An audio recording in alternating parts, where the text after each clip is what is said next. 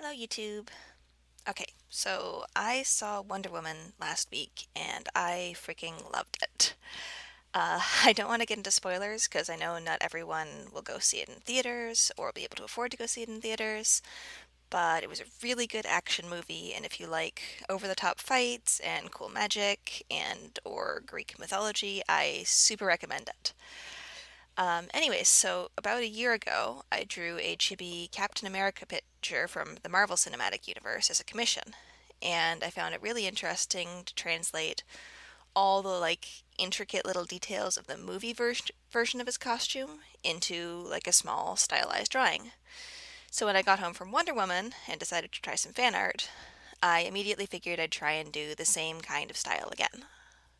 So, this kind of turned into an exercise in remembering why I often need to charge a little bit more when I'm doing commissions that involve really complicated props or armor.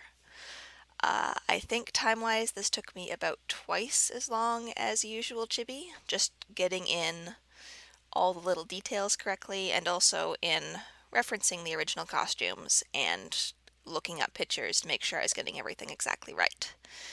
The hardest part was definitely deciding how to simplify things without losing too much of the beauty of the costume. I really wanted to keep like a lot of the intricate metal braiding in the armor pieces and the body piece and stuff.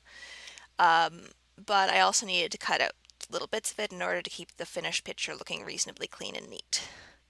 Um, I also simplified things a little bit around the shoes just because I had a really hard time finding good clean references of that part of the costume. Like a lot of the really good pictures I found were only like waist up. So those kind of got simplified out of necessity. I think, if anything, the finished picture might have ended up being a little bit too cluttered. Like I might not have simplified it enough. I may end up going back in and changing the line art color on some of the armor lines just to kind of soften them up a bit so it'll look a little cleaner from a distance. But aside from that, I'm really generally pretty pleased with the results. So when I decide to draw fan art, it usually starts off as just drawing something for myself because I really like something. So I don't really have plans with what will actually happen to this piece now that it's done. I did save off a version without a background, and obviously the background I did here is kind of just sort of random, so I'm kind of tentatively thinking maybe stickers. I kind of want a tiny Wonder Woman sticker for myself, so I just might make some for me. Also, like the Captain America piece I mentioned earlier isn't something I can ever turn into merchandise, because Disney's made their stance on fan work very clear, and I'm happy to respect that.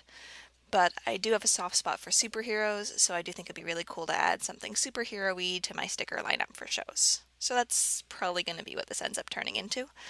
I'm trying to move more into sticker sheets, so I might end up going back in and drawing some like little accessory stickers, and then I could have a sheet with like Wonder Woman and then maybe like all of her different weapons and stuff, and that would be kind of cool. Anyways, that's about it for this piece. If you went and saw the movie and you loved it, then please feel free to come fan out with me in the comments section. Let me know what your favorite bit was.